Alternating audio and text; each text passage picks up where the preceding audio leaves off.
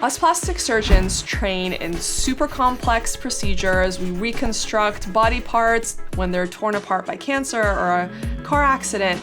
But the way I like to look at it is all of this is quality of life. It's allowing somebody to have a better life moving forward. And it can be as simple as a mole removal on someone's face or arm or back. It doesn't matter.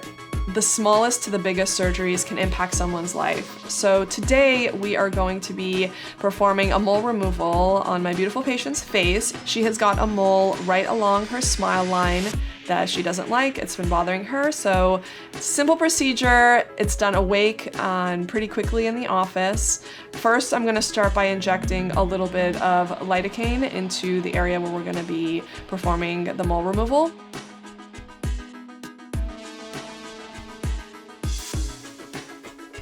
After waiting a little while, then we begin to excise the mole and then we carefully sew it back together.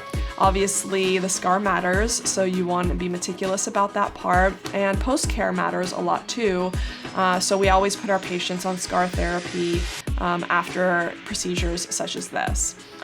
We've just finished performing the mole removal. The scar looks amazing already, and with proper care and following post-operative instructions, I know she's gonna have an awesome result.